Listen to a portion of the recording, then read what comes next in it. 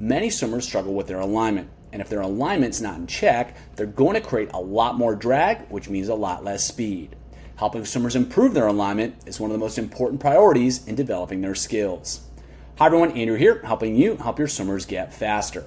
They have to be able to feel the skills they need to learn, and if they can feel them, they can fix them. One of the biggest challenges is making swimmers aware of what they're doing, and once they do know what they're doing, helping them learn to manage their alignment, particularly when they're swimming really fast or they're starting to get tired.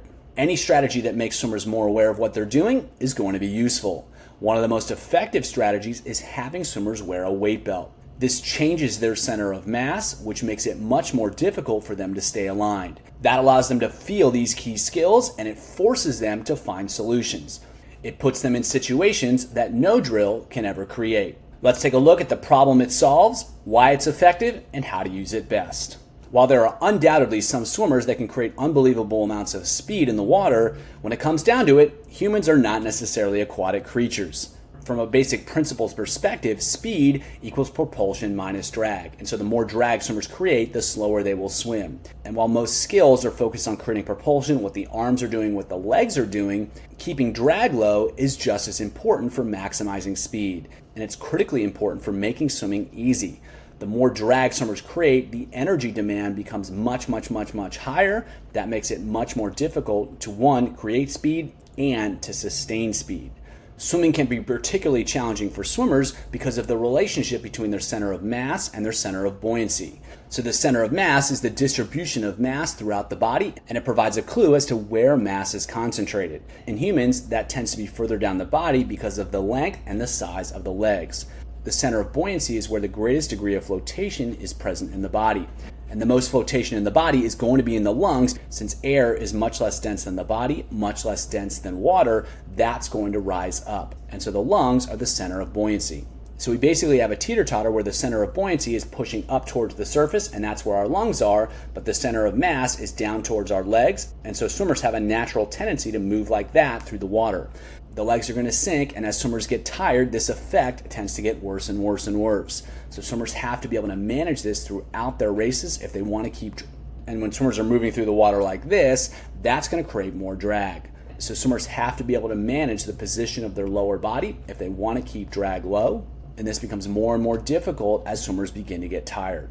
Solution? Use weight belts. So if we can change the center of mass, we can change the challenge. So as I said, the center of mass tends to be further down the body than the center of buoyancy, but if we add a weight belt around the hips, we're going to move the center of mass even further down the body, which is going to make it even harder to stay aligned on the surface of the water. So alignment is automatically disrupted with the addition of the weight belt, and so the natural tendencies that swimmers have to manage as they move through the water are now exaggerated, and as a result, swimmers have to exaggerate their response in order to stay aligned, in order to move forward effectively. So what we're doing is we're forcing swimmers to overlearn the skills that they need in order to stay aligned, and the weight belt allows us to do that. What's powerful about the weight belt is that there's no other way to recreate this effect. And so we get a learning environment that's truly novel and allows swimmers to find new solutions. We can directly influence the key skills of alignment because we're further challenging swimmers' ability to stay aligned, and swimmers have to adjust to the weight belt. They have to compensate in a good way by exaggerating the response, exaggerating their efforts to maintain their alignment, and when they take the weight belt off, it's that much easier to execute those skills because the challenge is so much less. When implementing a weight belt, it's important to control for fatigue so that you can ensure that swimmers are actually using effective skills. The weight belt can be a significant challenge, and if it's too much of a challenge, swimmers aren't going to be able to swim well. They're just going to struggle, and it's going to be a struggle that's out of control. So keep the distances short. Make sure you give them sufficient rest between repetitions. Use relatively low volumes. It doesn't take a lot of work. And when it comes to the load of the weight belt, keep it low until you're sure that swimmers can execute the skills at a high level. Then you can start to challenge them across any of these parameters, whether that means longer distances, less rest, or more work. It's also valuable to use other skill development strategies while using weight belts. So you can use the weight belts with drills, you can use weight belts with different hand postures like closing the fist, and you can use performance goals like speed, stroke count, stroke rate. In fact, I would encourage you to use all three because they make the implementation of a weight belt that much more effective. So make sure there's control and then challenge the skills with other strategies. So this is a butterfly sprint set, and what we're working on is helping swimmers improve their alignment, making sure everything is moving straight through the water. So they're gonna go 225s butterfly with flutter kick. That's gonna help them feel how to stay level, and we'll add the weight belt to challenge their ability to execute those skills. Number 1 is minimize stroke count and time. Number 2 is fast. Then they're going to take the weight belt off and they're going to do the same thing, and they should be able to be even more level because they no longer have the resistance.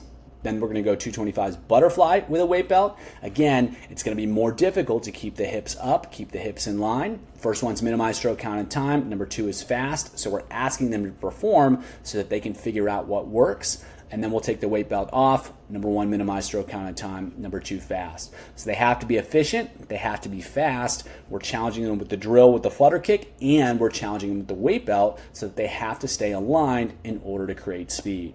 Next set is a breaststroke set, more skill oriented. The goal here is to help swimmers understand the impact of their breath on their body position. So we're going to have them do various breathing drills, and we're going to magnify the impact of the breath on the hips by having the weight belt. So when they come up to breathe, they're going to drop lower in the water because of the weight belt. That's going to create more awareness, and swimmers are going to have to work harder to maintain their position due to the effect of the weight belt.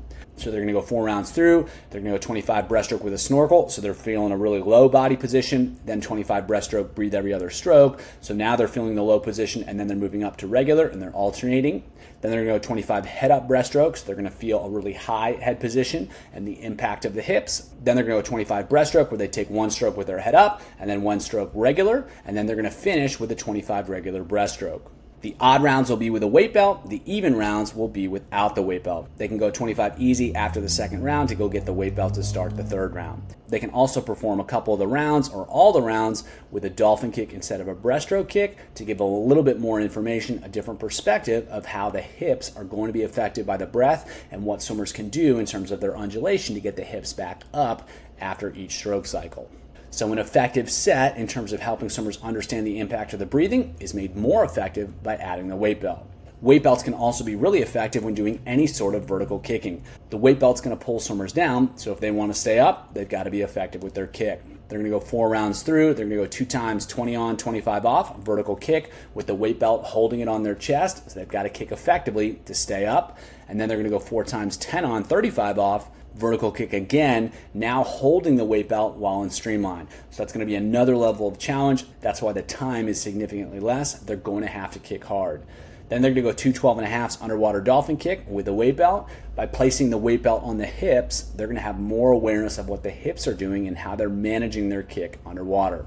Then they're going to 75 swim, 6 fast kicks every wall, solid effort on the swim, 50 swim, 8 fast kicks every wall with a strong effort, and then a 25 swim, 10 fast kicks each wall, and again with a strong effort, and they can even go stronger on that 25. So we're working the kicks vertically. We're helping swimmers learn to hold water with the weight belt, and then we're helping swimmers understand the impact of the hips while wearing the weight belt underwater, and then we're giving them the chance to let it rip, execute some fast kicks, and then transition that into their swimming. If you want to learn more about how to use a weight belt to help swimmers improve their skills and their speed, check out the video below.